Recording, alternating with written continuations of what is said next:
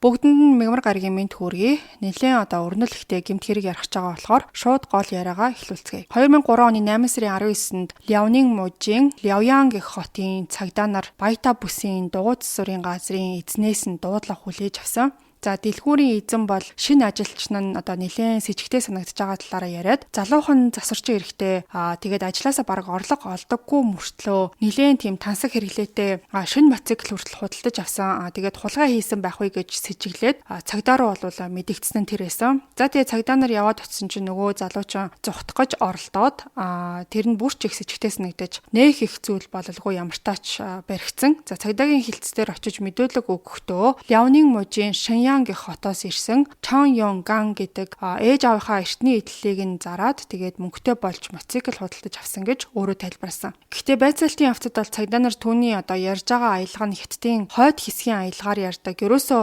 Шэньян хот эсвэл Ляонин мужийн аль ч хотуудын аялгаар ярихгүй байгааг нь анзаарсан. За бас тэгээд хуурамч бичиг баримт ашиглаж ирснийг нь ч гэсэн олж мэдсэн. Байцаалт авч явахдаа нэлээд шахалт үзүүлж ээж тэр залуу үннээ ярьж эхэлсэн юм байна. За жинхэнэ нэрийг нь болохоор Ван Лян гэдэг 21 настай Жилин мужийн Чангчун гэдэг хотоос гаралтай.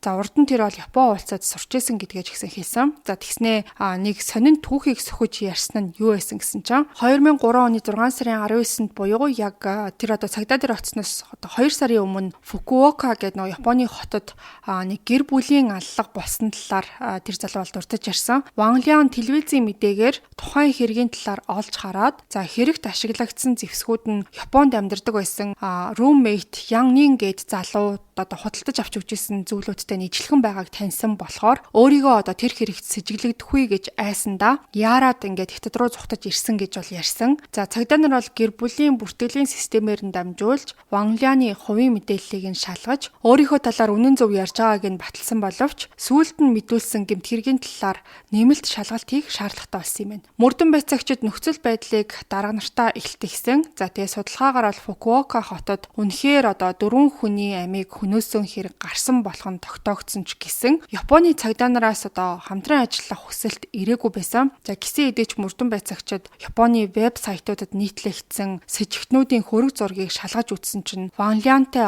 тун адилхан хүн тэр дунд нь байгааг нь олж харсан юм байна. За цагдаа нар бол Ван Лянд дахин байцаалт явуулахар шийдсэн. За байцаалт бол 10 цагаас дээш хугацаанд үргэлжилж сүүлдээ бүр нөгөөдөгт чинь сэтгэл зүйн дарамт үзүүлсний үр дүнд Ван Лян эцэст нь барьцаалтаад Фукуока дахь аллагыг хамтрагчтайгаа хэрхэн үйлцсэн тухайга бүхнийг хүлээн зөвшөөрч эхэлсэн. За бас өөрийнхөө гол хамтрагч Ян Нин гэх эрэгтэйгч илчилсэн байна. За тэр хоёр бол хамтдаа хятад руу цухтаагаад ирсэн байсан. Ван Ляны мэдүүлэг дээр үндэслээд цагдаа нар бол нөгөө Ян Нин гэх залууг эрен сурвалжлах ажиллагааг нэн даруй эхлүүлж эрен сурвалжлах ажиллагаа нь Чангчун болон Бээжин хотуудад 10 хоног үргэлжилсэн. 2003 оны 8 сарын 28-нд мөрдөн байцаагчид эцэст нь нийгэм Бээжинд байдаг нэг зочид буудалд нуугдчихсэн Ян Нин гэ залууг бол олж баривчилсан. За харин 3 дахь сэжигтэн Вэйвэй гэх нэртэй залуу хятад руу цухтаалгүй Японд үлдсэн. Тэгээ тэндээ бол Японы цагдаа нарт баригдсан юм байна. Сонирхолтой гэмээр зүйл нь юу байсан гэхээр хятад болон Японы цагдаа нар тухайн үед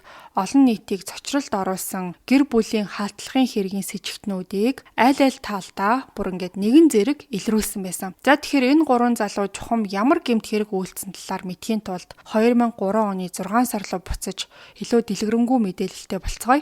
За 2003 оны 6 сарын 20-ны өдрийн 14 цаг 25 минутанд Фукуока хотын цагдаагийн газар нэг яаралтай дуудлага хүлээж авсан. Хаката бомтын ажилчид эргийн ойролцоох уснаас хүний хүл цухууж ахыг олж харсан тухай цочирдмоор мэдээг дуулгасан юм байна. Цагдаа нар бол яаралтай тэр газар дээр нь очиж тухайн хэсгийг хаагаад тэгээд аврах багуудыг дуудсан. За тэр орой гэхэд бол нийт 4 цогтос олцсон юм байна. За эцэг их хүү охин гэд нэг гэр бүлийн 4 хүн байсан. За хэргийн газар бол маш харгас байдлыг илтгэх олон баримт илэрсэн. Хохирогчдын мөчүүдийг нь гав, нилонон уяа, мөн зангиагаар хүлээд цогцос болгоныг хүнд зүйлд уяад тэгээд далайд живүүлсэн байдалтай байсан. За эмэгтэйчүүдийнх нь цогцос бол бүрэн нүцгэн бүх хохирогчдын хүзүү биеэр нь бол цус хуралдсан, хөхөрсөн тийм гэмтлийн уул мөрөөд байсан нь нас барахаасаа өмнө бол хүчирхийлэлд өртсөнийг нь илтгэжсэн. Цагдаа нар энэ бол зүгээр нэг санаандгүй халдлага биш, харин маш сайн төлөвлөгдсөн хэрцгий аллага гэдгийг нь шууд л тогтоосон. За гэмт хэргийн ноцтой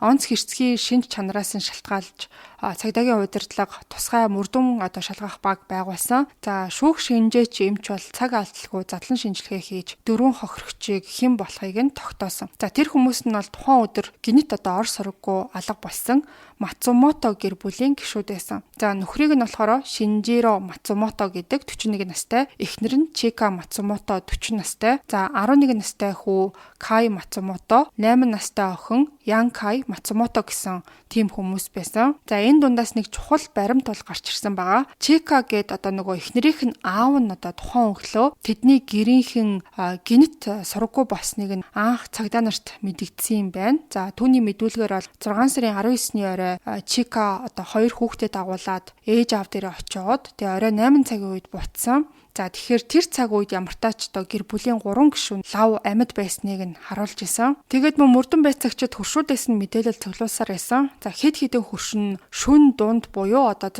сарын 20-ны 12 цагийн үед Мацумотогийн байшингаас эрэгтэй хүмүүсийн ширүүн маргалдах чимээ сонссон гэж бол мэдүүлсэн. За тэгээд энэ хөршүүдийн мэдээлэл бас нэмээд задлан шинжилгээний дүгнэлтийг үндэслээд хүн амны гэмт хэрэг нь 6 сарын 20-ны үүрээр буюу цогцснууд бомбын тэндээс олдгоос хэдхэн цагийн өмнө болсон гэж үзсэн юм байна. За гэмт хэргийн гол байршлыг олохын тулд цагдаа нар Мацумото гэр бүлийн 2 давхар байшинг нэгжиж шалгаж эхэлсэн. За шалгалтын авцад бол мөрдөн байцаагчид чухал уул мөрүүдийг олж чадсан юм байна. Цонхны тавцан болон 1 давхрын унтлахын өрөөнд танихгүй хүний уул мөрүүд байсан. За тэр мөрний байрлалаас нь үзэхэд бол гэмт этгээдүүд цоожгүй цонхоор тотгошоо нэвтэрсэн гэж дүгнсэн. За мөн гэрийнх нь үүд, шат тэгээд орд ирний хэсгүүд нь цус болцсон. Хоорондоо зодтолсон юм уу?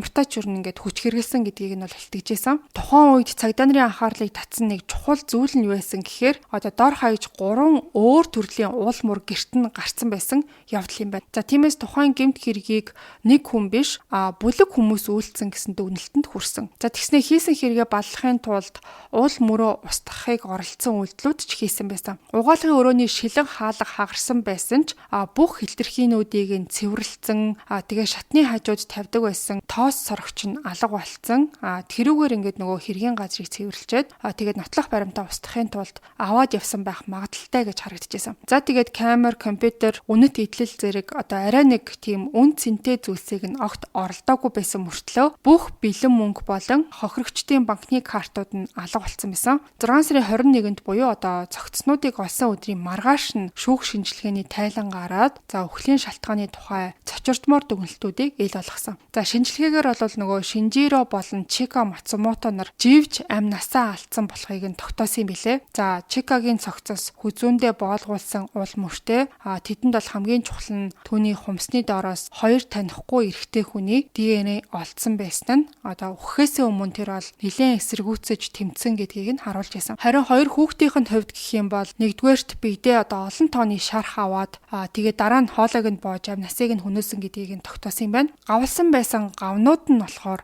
айгуу сон тийм мэрэгжлийн гав хэрэгсэл энэ ерөөсөө биш хүүхдийн тоглоом байсан мөртлөө тухайн хэргийг үйлдэхэд бол үр дүнтэй ашиглагдсан байсан. Хохирогчдыг далайн оролт гүн живүүлэхийн тулд гэмт хэрэгтнүүд бол 10 кг жинтэй тийм туухай хэрэглээд тэгээ дээрэс нь нэмээд 30 кг орчим жинтэй тийм маш том тийм нэг тийм зэвтэй төмөр уйдсан байсан. За тухайн төмрийн гарал үүсэл тодорхойгүй үлдчихсэн юм байна. За бүх уул муур нотлох баримтуудыг нэгтсэний үр дүнд шинжээчээд Мацумото гэр бүлийн гишүүдийг амиа алдхаасаа өмнө хэрцгий хүчирхээлэлд өртөж бараг тарчлаан заваасан болохыг нь тогтоосон. Хэрэг гарснаас 4 хоногийн дараа 2003 оны 6 сарын 24-нд мөрдөн байцаалтын авцыг хурцсагсан нэг чухал зүйл илэрч гарч ирсэн. За Мацумотогийн Мерседес загварын машин нь нэг хаягдсан үйлдвэрийн хажуунаас олцсон билээ. За машин доторхыг болон багажны хэсгийг нэлээд нямбай цэвэрлсэн байсан ч гэсэн орчин үеийн шүүх шинжилгээний ачаар бол шинжээчид Мацумото гэр бүлийн айлч гишүүнд хамааралгүй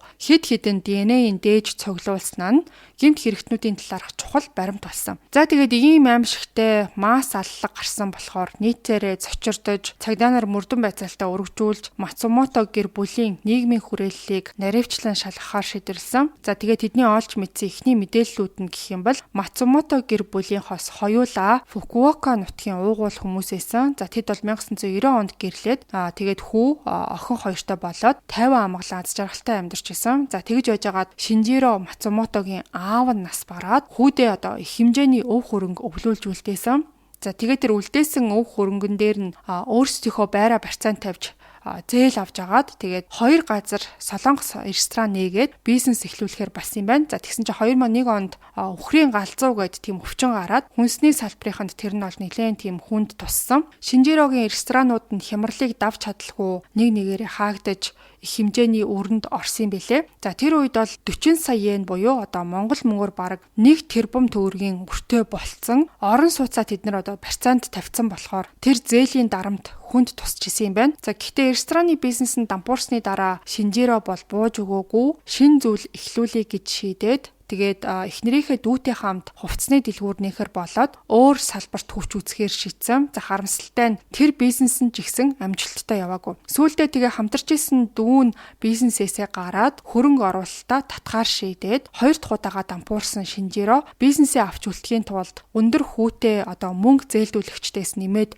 7 сая йен зээлхээс өөр аргагүй болсон. За сүүлдээ нөгөө зээлдүүлэгчт нь өрөө нэхэж гэрт нь ирдэг болоод аргаа барсан Шинжиро танил талаа ашиглаад хар тамхи борлуулах үйл ажиллагаанд орооцолдож эхэлсэн. Түүний аав нь за тэгээд аав ах нь өмнө нь гэмт бүлэглэлд харьяалагдчихсэн хүмүүс байсан юм байна. Тэгээд тэдний таньдаг хүмүүсээр нь дамжуулж эвгүй зүйлүүдтэй орооцолдож эхэлсэн. За тэрнээс гадна 1993-аас 1999 оны хооронд Мацумото гэр бүлийнхэн хэд хэдэн даатгалын гэрээ байгуулад нийт бол 200 сая йений даатгалд хамрагдсан байсан. За тиймээс яг энэ амь насны даатгал гэсэн зүгэл тэдний одоо амь насаа алдсан явдалтай хамааралтай юу гэсэн асуудал сөхөгдөж гарч ирсэн. Мөрдөн шалгах багийнхан өндөр хүүтэй зээл за тэгээ мансууруулах бодистой холбоотой маргаан энэ хэргийн шалтгаан байж бас болцсошгүй гэж үзээд судлахаар төвлөрсөн байсан. Гэхдээ шалгалтын явцад бол саяын дурддагдсан зүйлүүд бүгд нэгцаагдсан юм байна. Дараа нь тэд бол даатгалын асуудал руу анхаарлаа хандуулж мөнгө зээлсэн хүмүүс нь тэдний гэр бүлд дарамт үзүүлж даатгалын гэрээг хүчээр хийлгүүлж дараа нь тэдний хөнөөсөн байж магадгүй гэж үзэжсэн боловч тэд нар болохоор даатгалын гэрээг 1990 онд хийсэн. Тэгээд хүмүүсээс болохоор тэр хоёр 2003 онд мөнгө зээлсэн болохоор Шинжиротой мөнгөний маргаантай байсан хүмүүс даатгалын мөнгнөөс ашиг хүртэх ямар ч боломжгүй гэдэг нь тогтоогдсон юм байна. Товчхондоо бол хэд хэдэн мөрдөн байцаалтын дараа мөнгөний маргаан тэгээ даатгалын ловер гэсэн зүйлүүд хэрэгтэй ямар нэг байдлаар хамааралгүй гэдгийг нь олж мэдсэн. Хохирогчдын биенээс олдсон гав гэд ярьж исэн. За тэгсэн чинь тэр гавнууд нь ер нь одоо энд тэнд худалдаалагддаг энгийн бараа байсан гэдгийг нь олж мэдчихэд тэгээ Мацумото гэр бүлийн ойролцоо байдаг дэлгүүрүүдийн хяналтын камерын бичлэгүүдийг нь шалгаад үзсэн чинь хэрэг гарахаас 2 хоногийн өмнө нэг залуу яг 4 гав 2 туухай одоо худалдаж авч байгааг бичлэгээс бол олж харж чадсан. За хяналтын камерын бичлэгийг нэлээд наривчилж харсны үр дүнд с ิจ гтний дүр төрхийг зурж гаргаж ирж чадсан юм билээ. За 2003 оны 7 сарын 22-нд цагдаа нар өөрсдөндөө байгаа с ิจ гтний хөрөг зургийг олон нийтэд тараагаад ямар нэг одоо таних хүн ч юм уу эсвэл мэдээлэл өгч чадах хүн гарч ирэх байхаа гэж найдаж байсан. За энэхүү стратеги нь бол маш хурдан үр дүнгээ өгч ердөө 7 хоногийн дотор гэхэд иргэдээс бол 70 гаруй мэдээлэл хүлээж авсан юм байна. За ялангуяа Фукуока хотын Японы хэлний сургуулийн нэг оюутнаас ирсэн мэдээлэл нь маш үнцэнтэй байж чадсан. За тэр хүн бол зураг дээрх с ิจ гтний нь Ванлян гэх нэртэй хятад оюутантай адилхан байгааг баталсан. За нөгөө хятадын цагдаа нарт хэрэгээ хүлээсэн тэр эрэгтэй байсан. За 8 сарын 3-нд нөгөө Японы цагдаа нар Ванляны нөгөө түрээсэлдэг байсан байранд нь яваад очисон чинь хинч байхгүй хоосон. Тэгээд өөрийнх нь талаар мэдээлэл цацагдсныг мэдээд тэр даруйда цогцсон байхаа гэж үзсэн. За тэгээ эхний сэжүүрээ ямартаач гаргачихсан болохоор Ванлян гэд залуугийн талаарх мэдээллийг шалгаад үзсэн чинь хэрэг гарахаас жилийн өмнө буюу 2002 оны 3 сард Японд анх ирээд тэгээд хэлний бэлтгэлд сууж исэн тийм залуу байсан. За эцэг гэх нь бол бизнес эрхэлдэг санхүүгийн хувьд тийм боломжийн айл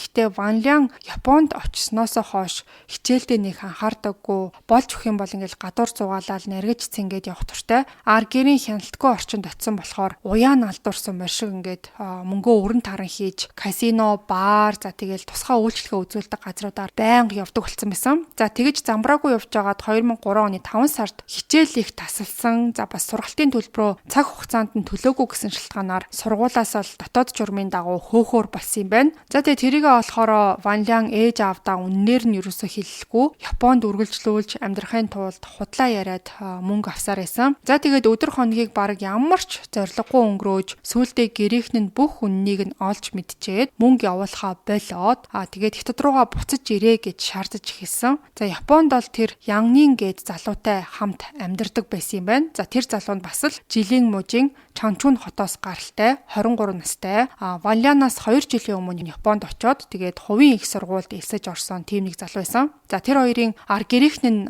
Чанчун хотод бие биетэйгээ ойр дотн харьцаатай байдаг тийм хүмүүс байсан. За тийм болохоор хоёр хүүхдүүдээ хамтдаа байр түрээслээд бие биендээ одоо тусаалаад амьдарч байгаад нь санаа амар байдаг байсан юм байна. За уг нь бол тэр Яннин гээд залуу хичээлдээ нилээн одоо мэрэлттэй сайн байж агаад Ван Лян очсон цагаас хойш хамт гадуур сэлгүүцэж, буруу зүйлд уруу татагдаж, бас л одоо мөнгөө хий дэмий зүйлд зарцуулж эхлэх болсон. За 2003 оны 4 сард Яннин эрүүл мэндийн шалтгаанаар чөлөө аваад Мацумото гэр бүлийн халдлага болсноос 4 хоногийн дараа буюу 6 сарын 24-нд тэр хоёр бол хамтдаа хятад руугаа буцсан байсан. За цагдаа нар тэр хоёрын түрээсэлжсэн байранд нь өдөр тутмын хэрэглээний зүйлсийг нь олоод тэгээд ДНХ шинжилгээ хийхээр болсон. За тэгчээд дараа нь болохоор гэмт хэргийн газраас олдсон с жигтний ДНХ-тэй харьцуулсан шинжилгээ хийгээд үтсэн чинь хоёр хүний ДНХ 100% тохирсон учраас тэднийг одоо хэргийн гол эзэн гэж тодорхойлсон. За дараа нь бол тэр хоёрын утасны дуудлагын мэдээллийг шалгаж үзснээр 3 дахь с жигтнийгч илрүүлж чадсан. За тэр хүн нь бол Вэйвэй гэх залуу байсан. За тэр залуу болохоор Хонан мужийн Жинжоу хотоос гаралтай 23 настай.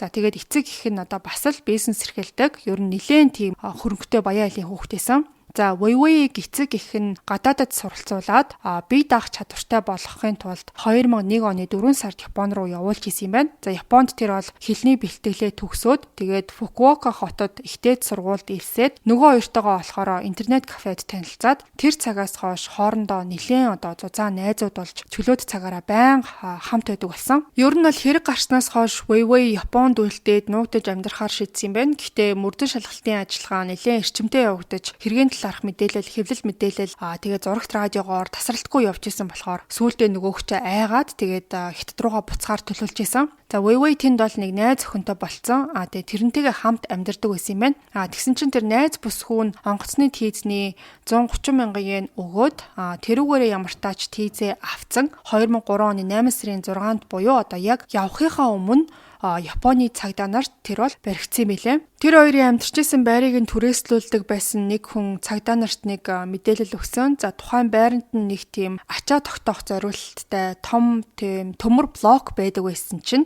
алга болцсон байна гэж хэлсэн юм байна. За тэгсэн чинь тухайн төмөр блок нь нөгөө Чикагийн биеинд уйдсан байсан ойролцоогоор 30 кг жинтэй зэвэрсэн төмөр мөн байсан гэдгийг нь мэдэж авсан. Тэгэхээр одоо Вэйвэй гэх залуу бол яах аргагүй хэргийн 3 дахь с жигтэн гэдэг нь гарцаагүй болсон. Түүнийг баривчсны дараа гэмт хэргийн газраас цуглуулсан ДНХ-ийн дээжийг Вэйвэйийн биологийн дээжтэй харьцуулж шинжилээд бас л одоо гэмт хэргийг үйлцэн хүмүүсийн нэг гэдгийг нь тогтоосон. Гэхдээ хятад руу зүхтаасан хоёр нь бол гэм бурууга хүлээчээд байхад Вэйвэй бүх зүйлийг эрс нэцааж сүүлдээ бүр ямар ч мэдүүлэг өгөхөөс татгалзаж эхэлсэн. За байцаалтын туршид юу ч ярихгүй дууга хураасан юм. Хятадын цагдаа нар Ван Лян, Яннин хоёрыг баривчилж тэдний мэдүүлгээр хэргийн үйл явцыг бүрэн сэргээн тогтоож чадсан. За ингэж олон улсын хилийн чанд дах дээрэм аллахын одоо онц ноцтой хэрэг эцтэй тодорхой болсон. Гэмт хэрэг үйлцэн 3 этгээд хоорондоо уулзаж танилцаад айгүй хурдан бие биетэйгээ дотноссон. За Японд суралцах явдал тэдний хувьд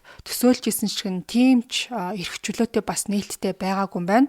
Бодит байдал дээр бол хичээл нь нэлээд тийм хүнд, амьдралын хэмнэл нь нэгэн хэвийн тэгээ сургалтын төлбөр нь одоо нэлээд өндөр, амжиргааны зардлаас үүдэлтэй санхүүгийн дарамт хин хинд нь бол байсан. За ер нь бол гадаад оюутнуудын хувьд хичээл дээрх өрсөлдөөн нэлээд ихтэй. Нэлээд хүчин чармаалт зориг төвчээр шаардж исэн болохоор сүүлдээ бүр тэрнээсээ жоохон хашраад, залхаад тэгээд хятад руугаа буцъя гэж гуруулаа уг нь бол бодож исэн юм билэ. Тэгээд яг бодонгууд ингээд шууд буцъя гэхээр ар гэрийнх нь их хэмжээний мөнгө төгрөг төлөөд амхандаа ингээд сайн боловсрал эзэмшээд ирээсэ гэж бодсон сэтгэлийг нь бодоод тэрэндээ одоо гуруулаа гимшээд хэрвээ буцаад яваад очих юм бол нэг л их тийм бүтлгүүтсэн сурч чадахгүй хүмүүс шиг өөрсдийгөө мэдрээд тэгээд эцэстээ одоо хөрхийн хамгийн анх хинэн ийм санаа бодож авсан мэдгүй ямар тач ингээд Японд зарцуулсан бүх мөнгөө ямар ч хамаагүй аргаар нөхөж олж авъя гэж ярилцаж эхэлсэн. За гэхдээ эхлээд бол энэ яриа зөвхөн Ван Лян, Яннин хоёрын хооронд яригдчихсэн юм байна. За тэгээд дараа нь ингээд Вэйвэйд тэр талаараа хэлсэн чинь үгүй гэд болиулахын оронд харин ч бүр баяртайгаар хүлээн зөвшөөрч би ч гэсэн энэ зүйлд чи оролцъё гэж хэлсэн байна.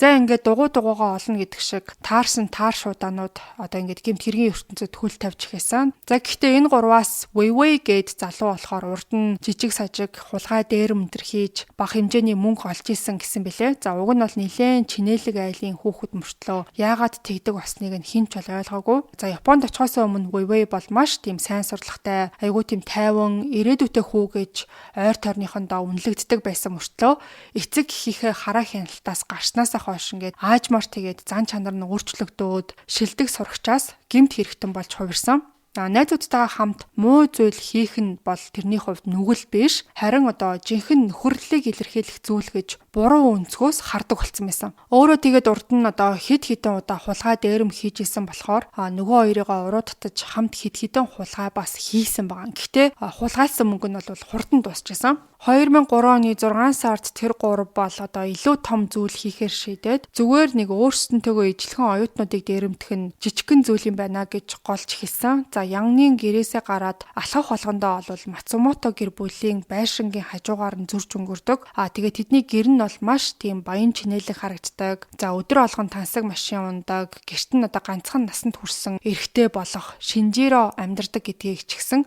анзаарч харсан байгаа. За тэгээ тэр талаараа нөгөө хоёртой хэлээд тэр гурав бол объектээ ямартаач сонгосон болохоор хэрэг хийх цаг хугацаа, зэвсэг зэрэг төлөвлөгөөгөө хоорондоо нарийн ярилцаад хэргийн дараа гэрчүүдийг устгахаар шийдсэн юм байна. Тэгээ бодож ярьсан тэр нэг аимшигын төлөвлөгөөгөө хэрэгжүүлэхийн тулд гав, уяа, том төмөр, туухай зэрэг зүйлсийг бэлтгэж эхэлсэн. За тэгээ дараа нь тэд бол эрг орчмын газруудыг сайтар судалж, цогцснуудыг далайд хаяхад хамгийн одоо тохиромжтой байршлыг хайж эхэлсэн. За хохирогчдыг далайн оролд живүүлэх санаа нь зөвхөн ул мөрөө арилгах биш, цагдаа нарыг төөрөгдүүлэх тийм зорилготой байсан юм билээ. За тэгчхэн бол Якуза маягийн гэмт бүлэглэлтэй холбоотой хэрэг юм шиг харагдуулахыг бол зорж исэн. За ийм аргыг бол Японы гэмт бүлэглэлүүд гэрчээг устгахтаа ашигладаг юм байна. 2003 оны 6 сарын 19-нд Фукуока хотод шиврээ бороо орж исэн. Аимшигтай төлөвлөгөөгөө хэрэгжүүлэхэд бол таатай нөхцөл бүрдлээ гэж үзээд бүхэл өдөржин Мацумото гэрийнхнийг ажигласны эцэст цаг нь боллоо гэдгийг бие биедээ мэдэгдсэн. За гэрийнх нь гадаа бол машин байгаагүй.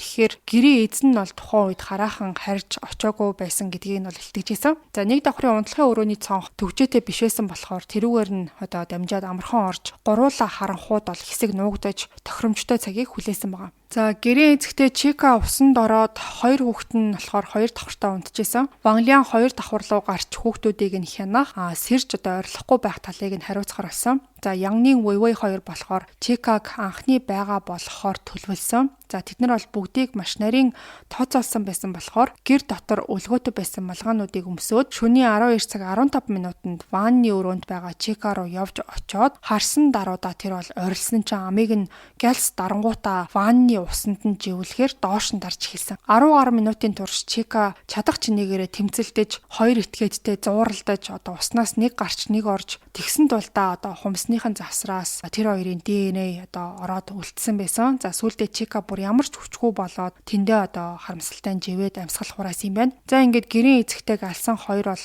ямар ч гимшсэн шинжгүй гэр дотор явж одоо үнэтэй цайтай зүйлс хайж эхэлсэн. За цүнхэн дотроос нь 15,000 yen бэлнээр за тэгээ зарим нэг банкны картыг нь олж авсан. За тэгчээд хоёр давхар руу гараад тэнд хүлээж исэн Ван Лянд гэрийн эзэгтэйг алсан талаараа хэлээд дараагийнхаа байр руу явж очсон. За шөнийн 12 цаг 30 минутын үед тэд бол одоо хүүхдүүдийн унтлагын өрөөрөө нь явж ороод Вэйвэй 11 настай Каин нүүрэн дээр нь дараад амьцгалыг нь богдуулж нөгөөх нь хөрхий сүулдэ ингээд хөдөлгөө болоод амьсгал хураасан юм. За тэгэхдээ зэрэгцээд Яннин болохоор 8 настай Янкай гэд хүүхэдт нь гав зөөгээд тэгээд нэг давхарт байдаг унтлагын өрөө рүү дагуулж авч яваад аавыг нь ирэхээр барьцааны хүн болгож харуулах төлөвлөгөөтэй байсан. За хоёр хүнийг бол нэг их сөргөлдөөнгүй цааш нь харуулсны дараа Вэйвэй бол хэсэг хугацаанд сонирн байдалтай болоод нөгөө хоёрыгоо гадаа гараад гэрээ эзний эрхийг нь ажиглаад байжээ гэж гаргачаад өөрөө болохоор гэр дотор нь тайвшрахыг хичээж хэсэг нааш цааш холгсон. За тэгж байжгаад шөнийн 1 цаг 40 минутын үед гэрийн гадаа одоо Mercedes-Benz загварын машин ирж зогсоод маш их ядарсан байдалтай машинаасаа гарч ирээд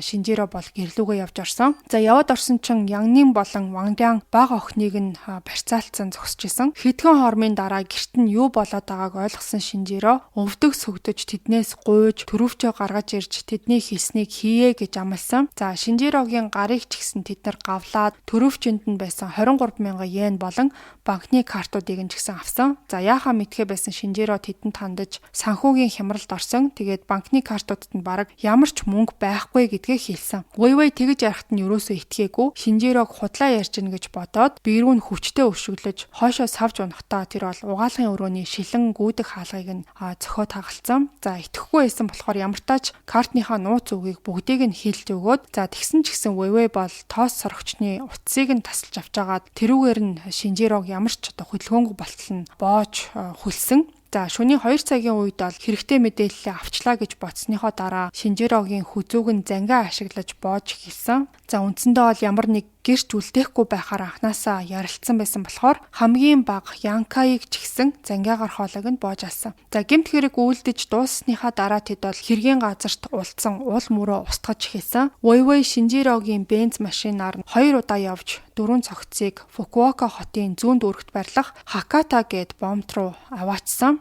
За тэгээ тэдний биед нь хүнд төмөр болон тухай холбож ууж агаад далаа руу хайсан юм байна. За хамгийн аимшигтай нь гэх юм бол Шинжиро далаад хаягдах үеэрээ амьд байсан юм байна. За түүнийг багалзуурдах үед нь ухаан алдсан байсан. За тэгээ сүүлд нь бол далайд тэр живж нас орсон байсан. За тэгээ дараа нь бол гэмт этгээдүүд ойролцоох 96 метрийн зайд орших үйлдвэрлэлөө яваад машиныг Нямба гэх чинь цэвэрлээд тэгээд нөгөө аллагад ашигласан зэвсэг болон хэргийн газар цуснд будагдсан зүйлсийг бол одоо нөгөө жишээ нь ингээ шалны дэвсгэр энтергээ зүйлүүд байсан. За тийм зүйлүүдийг нь бол устгасан. За ингээд гэр бүлийн одоо бүр 4-4 хүнийг цааш нь харуулад ердөө бүр 40,000 йен ч хүрэхгүй мөнгө тэгснээ одоо банкны хідэн карт тэдний гэрээс нь одоо хулгайлж авч явсан байсан. Хоорондоо дараа нь бол тэд ярилцаад одоо нөгөө Шинжирогийн картанд нь мөнгө үнэхээр байхгүй хаа. Тэгээд ч ингээд энэ тентхийн ATM-ээс мөнгө гаргаж авах нь эрсдэлтэй алхам гэж үзээд бүгдийг нь хогийн сав руу хайцсан байсан. Тэгээд одоо энэ 40,000 йен гэхээр одоо Монгол мөнгөөр 1 сая төгрөгтэй одоо бараг тэнцэх хэмжээний мөнгө авч 4-4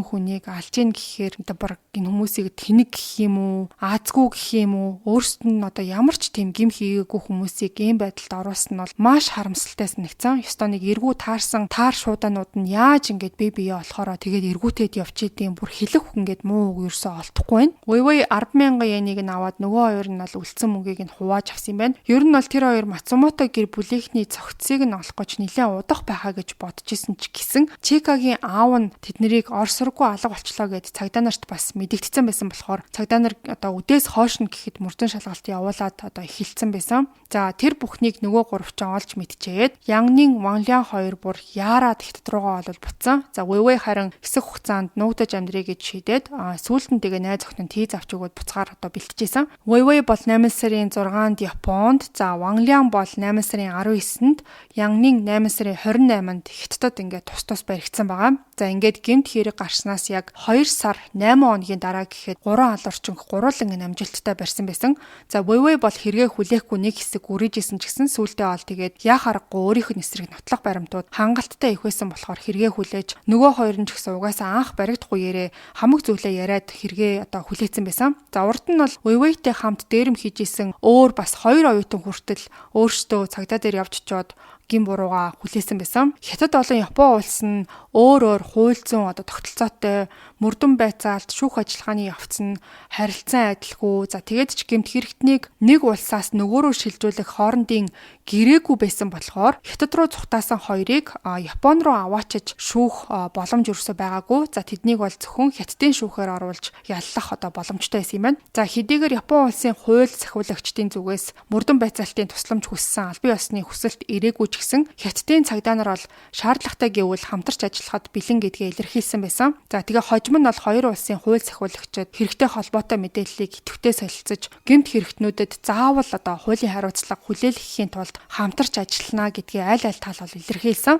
За 2003 оны 12 сард Японы цагдаа нар Шаньянд байдаг Японы ерөнхий консулын газарт айлчлаад Ван Лян болон Яннин нарын Хятадд байцаагдахдаа өгсөн мэдүүлгүүд нь хэргийн нарийн ширийн мэдээллүүдтэй таарсан. Тэр мэдүүлгээс нь олон физикал нотлох баримтууд цуглуулж чадсан гэдгээ баталж дурдсан. За тэгээд тухайн нотлох баримтууд нь Японд болох Weiwei-ийн шүүх хурлын үеэр шүүхэд танилцуулсан нотлох баримтуудын нэг хэсэг болсон юм байна. Хоёр улсад тус тусдаа явагдсан шүүх хуралдааны үеэр нөгөө гурван эргүү эмчин гуруула бүр хариуцлагаас бултахыг оролдож бие биерүүгээ хэрэгэж чихэд хин нь гол буруутан хин нь зохион байгуулсан талаар гурвалжин дөрвөлжин маргаан болсон юм билээ. Гэхдээ хин нь толгойлогч хин нь энэ хэргийг сэтсэн гэдгээс үл хамаарч эцсийн дүндээ олвол хинч ял шийтгэлээс мултарч чадаагүй. 2005 оны 1 сард Ляонин мужийн Ляоян хотын дунд шатны ардын шүүх Хятад руу зугтсан Яннин болон Ван Лян нарын эсрэг анхан шатны шүүхийн шийдвэрээ гаргасан. Япон болон Хятадын олон сэтгүүлчид за мөн хохирогчдын гэр бүлийнхэн шүүх хуралд оролцохоор Японоос ирсэн байсан. За ингээ эцэст нь бол Яннин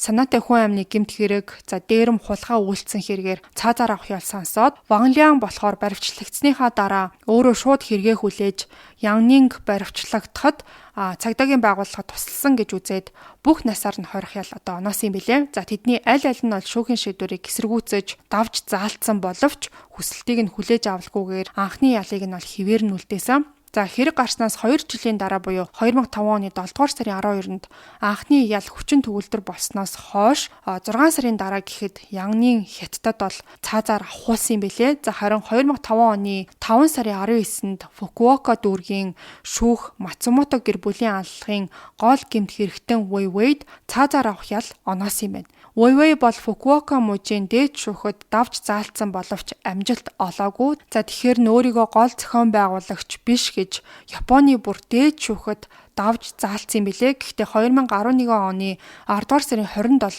дээд шүүх давж заалтах хүсэлтийг нь хүлээж авалгүй цаазаар авах ялыг нь хിവэр нь үлдээсэн. За анхны ялын тогтоол гарснаас хойш 14 жилийн дараа буюу 2019 оны 12 дугаар сарын 26-нд Weiwei Фукуокагийн хорих төвд цаазлуулсан юм байна. За ингээд энэ хэргийн хувьд бол Японы шүүхийн шийдвэр албан ёсоор дуусгар болсон гэж бол үзсэн. За гэхдээ хэрэг бол олон нийтэд ил болсны дараа Японд иргэдийн дунд асар их хүчтэй эсэргүүцэл үүсч хүмүүс Мацумотогийн гэр бүлийн эмгэнэлт хувь тавиланд гүнээ харамсаж гэмт хэрэгтнүүдийн харгислалыг хүлээн зөвшөөрч чадахгүй уудсан. За энэ хэрэгээс олж хамгийн их хохирсон хүмүүс нь бол мэдээж гадаад оюутнууд байсан. За удаан хугацааны туршид бол Японд суралцахаар очисон гадаад оюутнууд ялгуурлан гадуур халтанд өртөж тэдэнд олгож байгаа тэтгэлгүүдийг бууруулах, аж ахуй нэгжүүд дадлаг хийх боломжийг нь шууд болиулах, за эсвэл ажил олгогчид гадаад хүмүүсийг шууд ажлаас нь халах үйлдэлүүд ч гэсэн гарч исэн. За Японд сурахаар очисон оюутнуудын визний шалгуур улам бүр хатуу болж, ялангуяа Хятадаас ирж байгаа оюутнуудыг бол бусад орны оюутнуудаас бүр илүү их анкет бүглүүлэх нэмэлт маш олон бичиг баримт бүрдүүлж өгөх шаардлагатай болгосон. Тэгснээ бүр Хятадын жилийн мужаас Хятад оюутнууд виз хүсэнгүүт шууд татгалцсан хариу өгдөг болсон юм билээ. За ингээд ийм нэг үхрийн эвэр дөргүүл 1000 үхрийн эвэр дөргдөг гэдгийн жишээ болсон аимшигтай гэмт хэрэг байна. Ямар тач хэрэг нэг тийшээ шийдэгдэж гэмт хэрэгтнүүд тохирох ялаа авсан гэж харагдаж байгаа ч гэсэн амиа алдсан гэр бүлийнхэн амьлаад босоод ирэхгүй. Цаашдаа Японыг зорж байгаа олон ч гим зэмгүй хүмүүст гай болсон тийм гутамшигтай аимшигтай тийм хэрэг байлаа. Хувиа хичээж ингэж хухаа царайлж яаж бас шүүхийн тогтоолыг эсэргүүцэж давж заалдаад яваад исэн ерөөсө тэрийг бол ойлгоогүй. Хятад Япон улс хоёулаа цаазын ялтай байдаг. За Хятадд бол арай хурдан цаазалдаг бол Япон яг хизээ цаазлах өдөр гэж ерөөсө товлохгүй байж байгаа цаазалчдаг. За Weiwei гэх залуу бол хэрэг хийснээсээ хойш 16 жил гэхээр бараг 40 хүртлээр амьдарч байгаад тэгээд цаазлуулсан юм байна. За ингээд энэ удаагийн дугаар бидэнд гадны улсад ажиллаж амьдрахдаа, мөн сурахдаа одоо ямар нэг байдлаар хуулиас гадуур үйлдэл хийсэн тохиолдолд улсын нэр нь бүр тэр чигтээ гарах хүртэл массыг хамардгийг сануулсан, ойлгуулсан хэрэг байсан юм шиг санагдлаа. Та бүхэн ч гэсэн өөрсдийн бодлоо одоо комент хэсэгт бусадтайгаа соёлтой одоо болсон хуваалцаарай. Ингээд та бүхэн өдрөө сайхан өнгөрүүлээрэ. Дараагийн дугаараар эргээд уулзъя.